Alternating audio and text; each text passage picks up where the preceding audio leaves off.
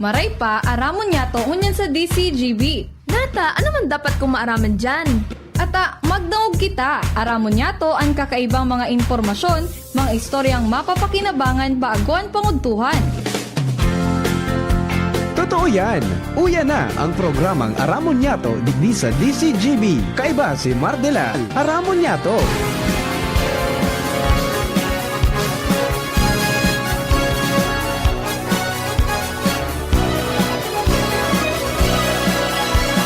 Kabayan, dapat mong malaman na kailangan mong maintindihan ang usapan na may kinalaman sa iyong kapaligiran. Gaya ng aming sinabi, makinig ka. Dito sa inyong bahay, makiklaming. Dito sa programa, Mardela, ating kasama. Pakinggan natin si Mardela. Samahan natin si Mardela. Sa balita, issue at sa komentaryo, kay Mardela tayo ay Mga tugang, good morning. Good morning, good morning. Mga kababayan natin sa Luzon, Visayas, Mindanao. Sana po nakapag-preparar na kita sa mga kabarangay po niya to. Oy, kumusta dyan po sa mga kabarangay sa Sarapurapo, Prieto Diaz, Sorsogon? Good morning po sa Indo. Sana po nakahanda na kita. Nakasaray na sa mga dapat na isaray. And then, siyempre, ang mga local government units, mga Municipal Disaster Risk Reduction Management Council, parehas po na nagtiripon, as in nagharanda man. So iba, nagpautob na po ng preemptive evacuation. And sa kanya, nagtitiripon man dyan po sa Santo Domingo Full Council Meeting ng MDCC. Sensya na po, mga kasama, di tayo nakarating. Di kinaya ng panahon natin. Matraffic kasi dyan sa Arimbay. Kung nagdiretso ako, pwedeng araw kayo, dahil pa ako nakaabot tigdi. Alright, sige po tabi. Siguro Marites na lang kami taon-taon dyan po sa Indo. Ano po mga nangyayari? Kasi may, dyan sa area yan, sa Basud, may mga kunyan, sarosa na identify kang Campibox na posibleng agian mga tugan ni Lahar. Kapag nagparauran ng tudo-tudo, di kay po na i-evacuar sa mga yaon sa nasasakupan dyan sa mga lugar na nasara ni dyan. Okay? Araw na po ang mga nagkakapira pa mga impormasyon. Alin po dyan sa lugar. This time, nasa linya po si Angel Mustasa. Baby Angel, good morning. Please come in. Yes, good morning, Sir Mar. Good morning po sa tuyang mga paraan sabay sa mga dugang tapang pareta.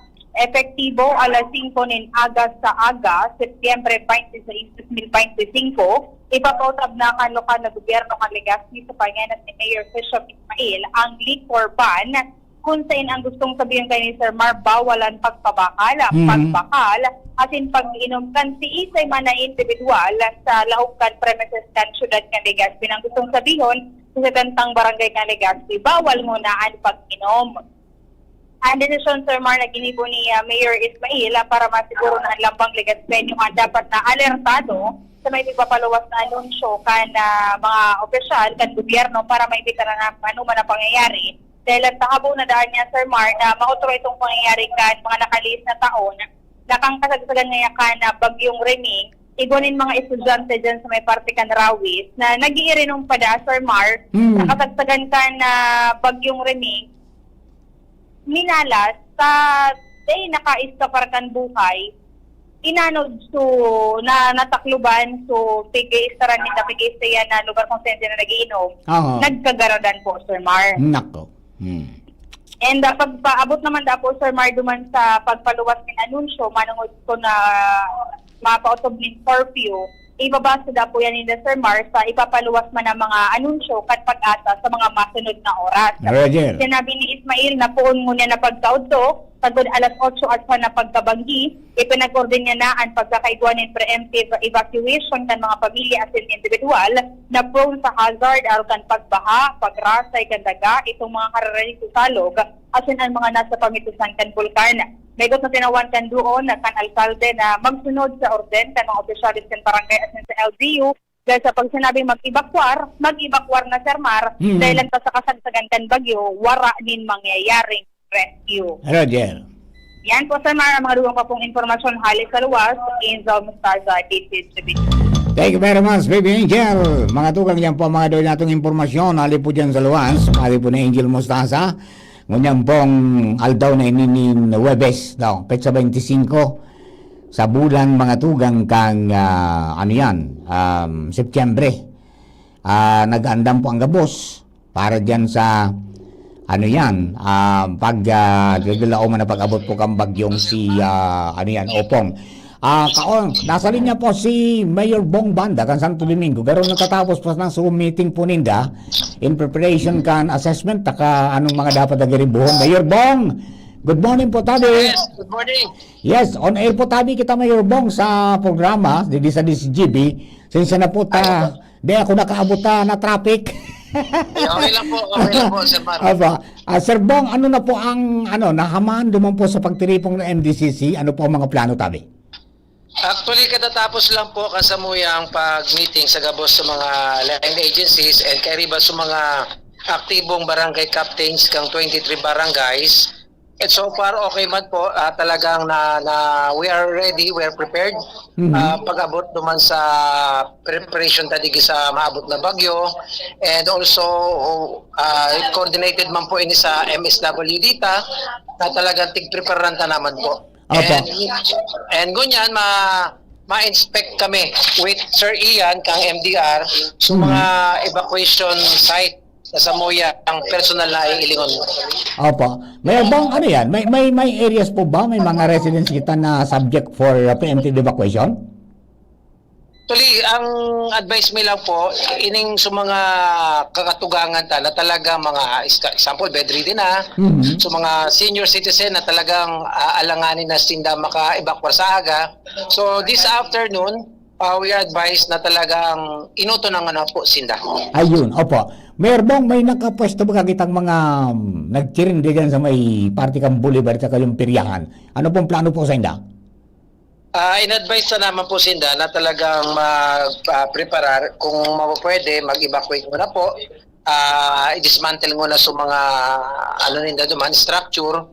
At aram, so magiging resulta ka pag-abot kang bagyo. Yes po. Opo. Ano po yan? Mag-operate na ng 24/7 so sa tuya po na MDRR? Yes po. Kang nakaagi pa man, 24/7 po. Very active sinda. Very coordinated man po. Opo.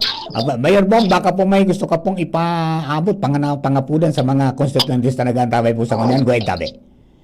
Okay, thank you very much po sa DCGB and inot na inot. Papasalamat ako sa mga taga Santo Domingo na talagang very active man po and nakikipag-coordinate man po sa tuya sa lokal na gobyerno para mamantinar po ining pag-aabot ng bagyo, mapreparan ta. So, keep safe po, Domingueños. Nyaon lang po ang sa tuyang MDA, nyaon lang po ang sa tuyang lokal na gobyerno para mag-antabay, magtao man kiresponde kung kinakaipuhan. Opo. Mayor Bong, salamat mo maray. Mabuhay po kamo. Keep safe, tabi. Thank you po. Yan, mga tugang Mayor Bong Banda, kana Banwa po ka Santo Domingo, in connection kayan pong coordination meeting at saka MDCC meeting kasubago, assessment kan mga vulnerables, pagkatapos ang preparasyon na kan mga evacuation centers, as in so mga mga may hilang, sumaluluya, yun po ang mga inutong tabiari. So nagkapira po ng mga kababayan na nakairista dyan sa may Basud River, garo na nauna duman sa Kunyani, so pati sa mga ay tabaga uruto na duman sa sa relocation site sa San Andres. Okay, so ingat na lang po tabi sa mga kababayan most especially itong mga nasa areas na mga landslide prone, may mga pigbabaha, as in may nagtuturo pag nadaga, di ba? Diyan sa vicinity kang Salvacion area and Kalayukay. Pagkatapos diyan sa may parting Alimsog, pinagbabaha tabi. So maglikay po tabi, magpreparar.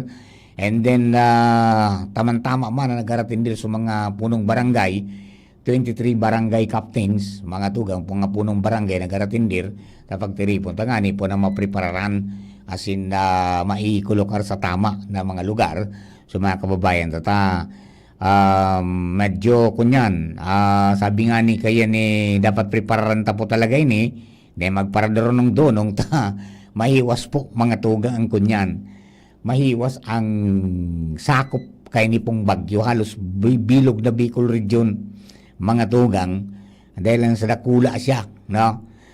So kasubago na unambitan mga tugang ni Pio at saka ni Ma'am Alexis na ang distansya kasubago sa pag-uuro ninda kang itong so parang barisbisan kang bagyo sa Legazpi mga nasa 500 kilometros. 400 to 500 kilometers. So sigan ra ni kayan and garug dyan na banggi. Pwedeng duunan ng mga tugang ang porsyon kansor sugod Preto Diaz garo. Pagkatapos sabi diyan sa may parting Rapu-Rapu area. So gabos man po mga tugang magpreparar sana ta sabi baga ang sakuna ay walang panama sa taong nakahanda. Di ba? Okay, good morning kay Joel Barameda, nakamonitor po diyan sinda sa sa Bakakay mga tugang. All right. Duman po sa mga kababayan ta. Tama ito dahil magparadoro ng dunong daa. Yan ang mga pudan kan mga kababayan niya to ng mga nasa MDRR. Dahil magparadoro ng dunong tangani na dahil magkagawa ng problema. Alright. Sige po tabi, adi. Sa mga kababayan natin. Yan. Aramon ta ang mga sitwasyon sa iba-ibang mga lugares. Tangani po na maging ariglado ang gabos. Ayan. Oy, si Sir Ian, shop ng mga tugang, MDR ng Mukhang Santo Domingo. Sir Mark, anong ang plano na tabi? Good morning, Sir Mark. Hindi na ikaw? Ayun, hindi na tabi ka. Kinaurong ka sa bago si Mayor Bong on air man. Sa imo naman akong munyan. Yan. Katanin ko kaya si Alcalde Casubago kang pig-interview mo. Oh, ayan, okay. Okay, ano ko niyan? Anong sistema tango niyan? Bali po, ang magiging sistema tango niyan is we'll do it differently this time. Bali, may kada agency, may... Hello, Sir Mark. Oh, nawala. Nangyari. Nawala si... Hello? Ay, no. Ano nangyari? Naputol ba? Ha? Andali yan. Yan, andali yan. Andali yan. Andali yan. Unang tigraray. Ano nangyari doon? Mga kapatid. Ay, nawala na.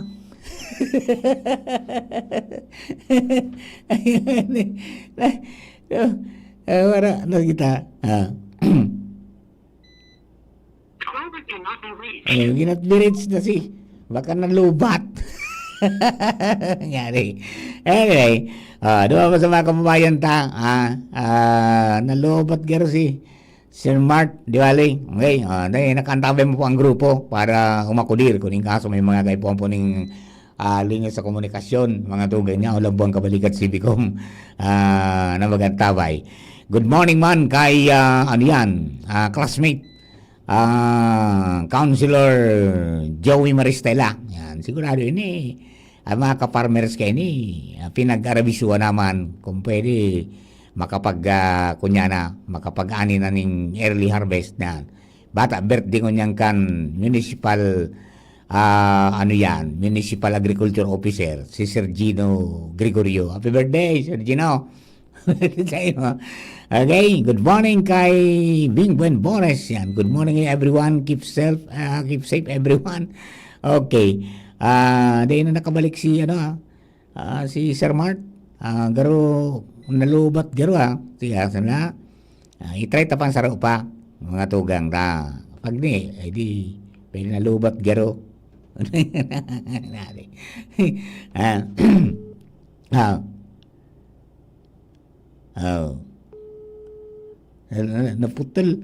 Naputol kanina eh. Ayan ang ringing na. Baka busy na. Malibot sinda eh. Alright. Hello, Sir Mark. Ay, sir, naputol kita tabi. Naputol kita. Aba. Naputol naputol sir. Iya po, opo. Okay, so ano yan? Ibang klase ngunyan ang gigibunta? Oo po, ngunyan, ano nakita ma-deploy nakita kay mga representatives na mag-duty duman sa opisina ng 24 hours. Halimbawa si PNP iguan ng part na kang garo staff kang MDR mo temporarily. Ayun. Si PNP, si BFP para easier ang coordination plus ngunyan so yung specific sabi ni Mayor Bong na ipa-prioritize ngunyan so problem sa mobility plus to mga vulnerable population na arayo sa evacuation center. So, sinda po ang iinuton before mag-diplom na ma-take care sa evacuation center or sa evacuation houses po. Ayun. So ready naman po ang gabusan na i-prepare ta naman yan ahead pa. Yes po sir. Opo, okay. So ano yan? Dahil makitang ko niyan, parte dyan sa may parting basud, ta may advisory baga sa P-box na posibleng agyan nga kilahar. Ano, may mga evacuate pa kita sa may area yan? Yes sir, so iko kita sir na identified na vulnerable population po dyan po sa Basod area. So sa bago po na advice ko po so consent from punong barangays na need po itong may awas duman sa location nila. Ayun, apa. Okay, Sir Mark, baka mo may dagdag ka pong mensahe sa mga kababayan tago tabi. Ate po, mga taga Santo Domingo, first and foremost, mag-arang po kita sa mahal na Diyos na i-spirit kita digdi sa tayo po na ni and siring man, makikooperate po kita sa mga barangay officials dahil sa mga otoridad magabot po sa evacuation. So, yun po. And po, we will also follow the directive po na no movement policy kapag nagpagyaw na po sa onslaught kang bagyo. Yes. So, data po afford na madispide po ang satuyang mga rescuers in line of their duty po. Apa. Okay, Sir Mark, good luck po tabi and salamat na maray. Thank you very much, 142. Yan, maumpor to, mga tugang Martin Shapno, I'm Darari mo kang Santo Domingo, kaiba namin mga sa kabalikat Civicom 43049. Sa yan pong call sign. O paano? Mga tugang, isira na po kita. Oras de Filigro na mga tugang para maka-start man mga tugang mga kababayan ta. From friendship natin, from DNR, Regional Office number 5. Kapalibot na tamaton ta program after the news break. Masunod na po yan. Thank you and God bless. Bye-bye.